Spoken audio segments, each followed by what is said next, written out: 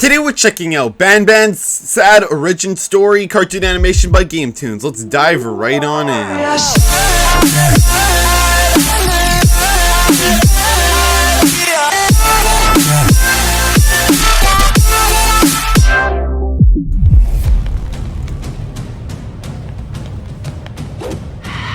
Gotta run from that bird.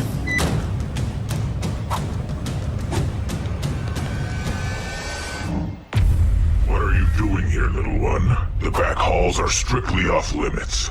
Little one? I'm not a kid, I'm... An intruder, I know. Unfortunately for you, you chose the wrong place to break into. So you've chosen This place has been abandoned death. for years. So you thought. Who are you? Me? I'm the very founder of this school, and the proud mascot. I am Banban. You see, I was a human once, much like you. I had a family and everything. A mother and a father and a sister, all of whom were the bane of my existence. I was a standoffish child. I had no friends, and I spent most of my time in my room, alone, playing with toys. Not that my parents ever noticed anyway. No, they had another child to focus on. My sister. Our entire lives, she was the perfect child. A star athlete, a star scholar, Betty. prodigy, an artist. She was good at everything, and I can't say she didn't work for it. Years later, she received exciting news from our school. Oh my gosh! I'm valedictorian! Some people are born talented, some have talent thrust upon them, and others are like me.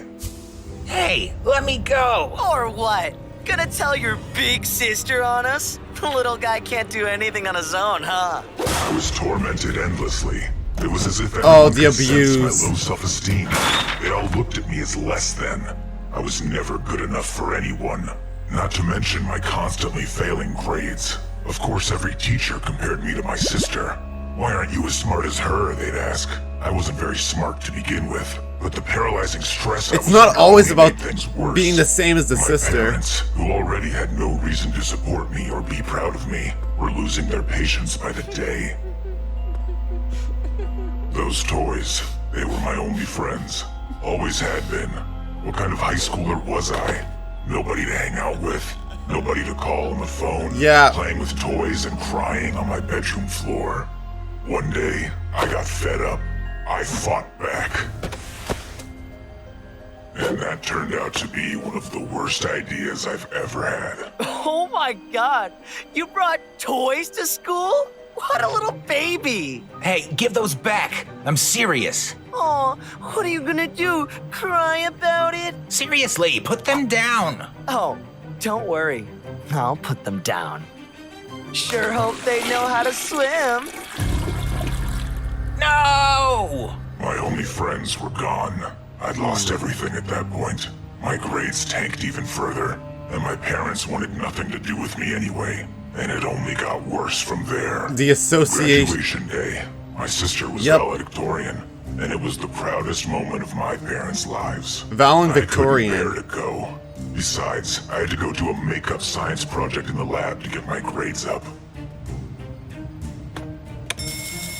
Everyone's big day was ruined, and mine was about to be as well. Just as I showed up to do my science project, well, I was in the wrong place at the wrong time. Since I was the only person not in the gym at the time when the sprinklers went off, everyone thought it was me. I was instantly guilty in their eyes. This prank, the prank I didn't even do, got me expelled. My parents sent me off to boarding school. I knew they were secretly happy it all happened. They couldn't wait to get rid of me. I was almost lost happy everything, to be free of the bullying, to be free of the constant comparisons to my sister. But my situation didn't really improve. I was still bullied, and my grades didn't get much better. So from then on, I became obsessed with one thing and one thing only. To one day build my own school, a place where kids would be happy. No bullies, no mean teachers. No grades. A safe space, filled with magical creatures just like the toys I'd lost. Meanwhile, my parents wouldn't answer my calls or my letters. When breaks rolled around, they never showed up to pick me up and take me home. I was completely alone in the world, with no one to keep me company. But finally one day I got a letter. I knew it had to be from my parents at last. It wasn't. It was a letter letting me know I'd been dropped from school due to poor academic standing. Damn. Fine, I didn't need them anyway. I decided to go back So you home, got expelled from the but boarding I couldn't school. bear to Nice. stay. I was a burden to them. They wouldn't have been happy to see me anyway. So I made a promise to myself. I would make it on my They own, don't care about start you, my just school, and I wouldn't need them anymore. forget 'em. By working lots of odd jobs and part-timers, I was able to raise enough money to buy an abandoned building and try and spruce it up into my own daycare and educational facility. Yeah. But being a brand new establishment, well, it didn't get much attention or any enrollments whatsoever.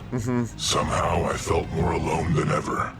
In that moment, I really wished I had my old friends, my toys. I loved those toys as a child. Yeah. I got dedicated to them and share their joy with other children. It was time to give the place some more color. And besides, Yep. a theme always sells, right?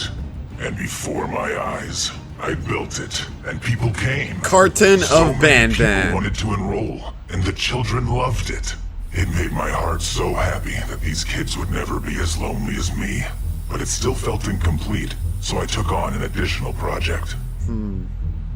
Trying to recreate my old friends and bring them to life. Yeah. I didn't have much technical or medical knowledge, but I was hoping between some textbooks and my own perseverance I could do it. And I almost did. I managed to make, well, something. But Yeah. I realized the world wasn't ready to see what I had created. I decided never to share my failed experiment, and I had him live in the basement alone. Clearly I was missing something in my calculations, but I never figured out what it was. So I inserted a new variable, myself.